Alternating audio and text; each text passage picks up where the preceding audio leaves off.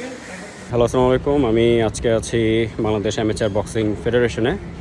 আমি আপনাদেরকে রাষ্ট্রীয় প্রতিষ্ঠানের কী সিচুয়েশনে আছে সেটা আজকে আমি একটু দেখাবো আপনাদেরকে।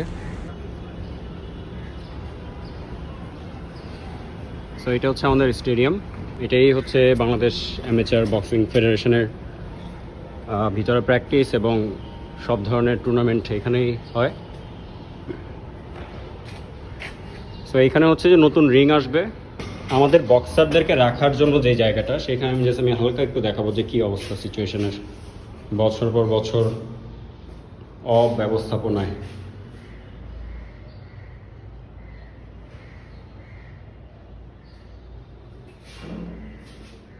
কোনো ধরনের একটা বক্সার যে থাকবে কোনো পরিবেশ নেই এখানে, এবং বছর পর বছর কেউ কোনো উদ্যোগ নেয়নি যে একটা সুস্থ জায়গায় আমাদের প্লেয়ার বক্সাররা থাকবে।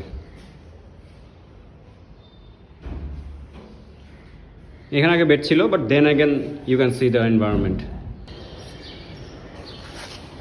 এই হচ্ছে আমাদের মোটামুটি একটু গ্যালারি, যেখানে মানুষ আসলে আসেই না খুব একটা। বাংলাদেশে যে একটা ফেডারেশন আছে, তাও আবার বক্সিংয়ের, এটা অনেকেই জানতো না অনেক বছর ধরে। And you know the reason. জনগণের টাকায় তৈরি করা ফেডারেশন এবং একটি রাষ্ট্রীয় প্রতিষ্ঠানের যদি এই পরিবেশ হয়,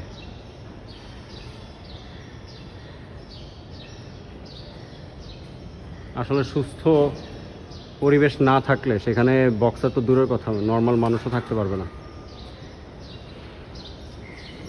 এই ভিডিওটা করা মূলত সবার জন্য, আসলে সবারই আসলে প্রত্যেকটা ফেডারেশন সংস্থা এবং সব কিছু নিয়ে কথা বলা উচিত। বক্সিং শুধু বক্সারদের জন্যই না, সবার জন্য। এখানে সবাই আসবে, সবাই জানবে, এবং সবার জানা উচিত যে তাদের কষ্টে অর্জিত টাকা আসলে কোথায় কীভাবে, কম বেশি সবাই জানে। আমাদের প্রত্যেকটা বেশিরভাগই রাষ্ট্রীয় প্রতিষ্ঠান অথবা পুরো দেশেরই কথা যদি আমি বলি, যে এই সিচুয়েশনটা ব্যাপারে সবাই জানে, কিন্তু এগুলো পরিবর্তন করা উচিত। অ্যাটলিস্ট এখন নতুন বাংলাদেশে এগুলো পরিবর্তন করে ফেলা উচিত। এখানে আরেকটা রুম আছে যেখানে আমাদের বক্সাররা থাকে, সমসাময়িকভাবে তারা আসে এবং যখন ক্যাম্পিং হয়। এই যে সিচুয়েশনটা, এটা গত 4 বছর আগেও এমন ছিল, এখনই তেমনই আছে। অবকাঠামো থাকার পরেও পরিচর্যার একটা ব্যাপার কাজ করে, যেটা দায়িত্ব জ্ঞানহীনভাবে বছর পর বছর এভাবেই চলছে।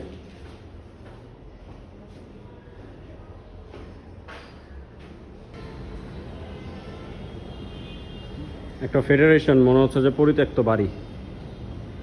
প্র্যাকটিস হচ্ছে না, কোনো অ্যাক্টিভিটি নেই বুঝলাম, বাট দেখভাল করার মতো যে একটা দায়িত্বজ্ঞান থাকে সেই জিনিসটাও নাই, এবং এটা প্রমাণ হচ্ছে এগুলাই।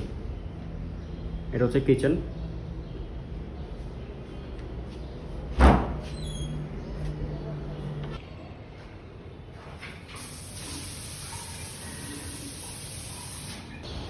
সো মোটামুটি দেখলেন এই হলো আমাদের বর্তমান বক্সিং ফেডারেশনের অবস্থা, এবং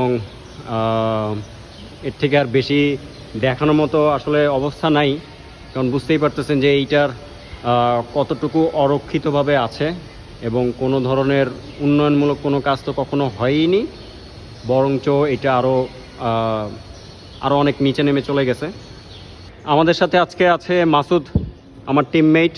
যাবত দেখছেন যে বক্সিং ফেডারেশনের কি ধরনের অরক্ষিত অবস্থায় আছে এখন পর্যন্ত। মানে এটা এতদিন যাবত যেই একটা পরিত্যক্ত অবস্থায় আছে, এটা কোনো সংস্কার নাই, কোনো ডেভেলপমেন্টের কোনো কাজ করা হয় নাই।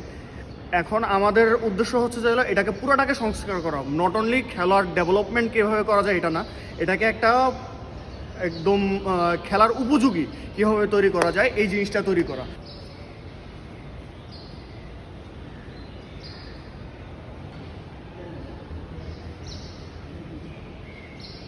মোহাম্মদ আলী বাংলাদেশে আসে 78 সালে, এবং ওনার স্মরণেই আমাদের এই স্টেডিয়ামকে মোহাম্মদ আলী বক্সিং স্টেডিয়ামে নামকরণ করা হয়, এবং এটাকে স্টেডিয়ামে রূপান্তর করা হয় শুধুমাত্র বক্সিংয়ের জন্য।